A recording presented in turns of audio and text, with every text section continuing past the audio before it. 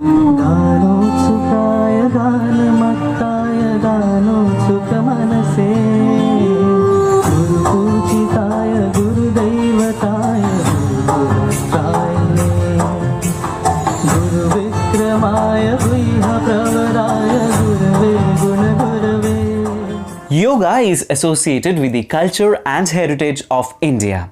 In Sanskrit, yoga means to unite and describes our way to live a healthy life. The beginnings of yoga were developed by the Indus-Saraswati civilization in northern India over 5,000 years ago.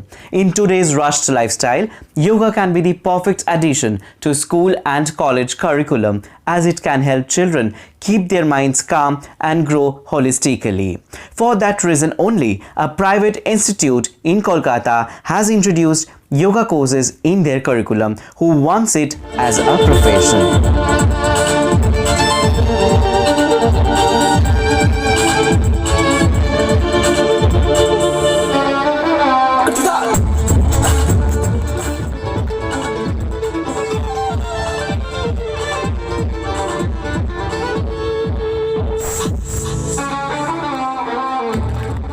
In this regard, internationally acclaimed yogi Eddie Stern said, Yoga is not a very new thing. It has its own legacy, own story, or something like that. But I just want to know what the present status of yoga in India. The present status of yoga in India. Well, it seems under Prime Minister Modi, yoga has experienced a tremendous resurgence of practice.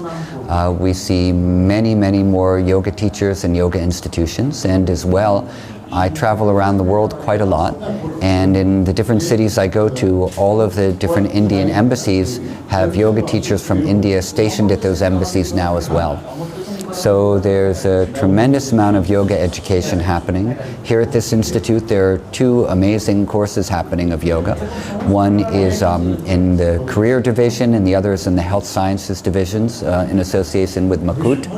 And both of these are preparing people on both spectrums of yoga. When I started learning yoga in the 1980s, you didn't make a living teaching yoga. You taught yoga as seva.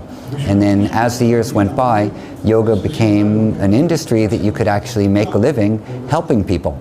And so I'm actually feel happy that now it has turned into such a thing where you can teach yoga, you can make a living, you can support your family. The only thing is we shouldn't exploit it. And there is a lot of exploitation happening in the yoga industry these days as well. We see a lot of that in America and in other places too. So as you said, yoga is a very ancient practice. It's been for thousands and thousands of years born in India. People like myself are coming to India to learn it, and we have to have two different approaches, I believe. Number one, much respect and humility for the knowledge we're gaining, and then number two, learn how to apply that to the real world situations in a way which is respectful, not greedy, which is helping people, but also lets us make a living at the same time. There has to be a balance. So I think the courses that are occurring here at the university, at this campus, are addressing both sides of those things, how to have a career and also how to help people too. Well, apart from courses, if I want to ask you, like, if you ask, like, what you are practicing, the first thing and the first best answers they used to give generally, I'm into a yoga. Mm-hmm. But do you think it's a trend, or really they are conscious or they're serious about the yoga practices? I think yoga is a 5,000-year-old trend, and it's been happening for a really long time and it hasn't gone away. So the fact that even people now say, I do yoga, maybe if they're only doing asanas, they're still doing yoga. Because if they think they're doing yoga, that means they're doing something to connect them to a deeper part of themselves. Otherwise, they would just go to the gym and they wouldn't even use the word yoga. But the word yoga, as soon as you say it, it means that you're trying to know who you are. You're looking for yogas chitta vritti nirodha, the stilling of the fluctuations in the field of the mind. Just using that word means that you're interested in a search to know who you are. And we have a body, so we have to use our bodies as part of that search.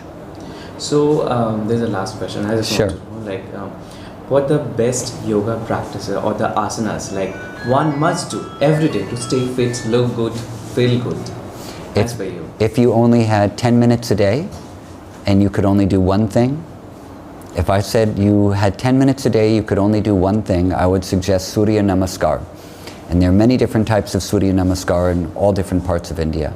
If you do that for 10 minutes and then sit down and do some deep breathing for 2 or 3 minutes in any seated position, that's enough to keep you fit, healthy, your nervous system balanced, and a sense of inner awareness.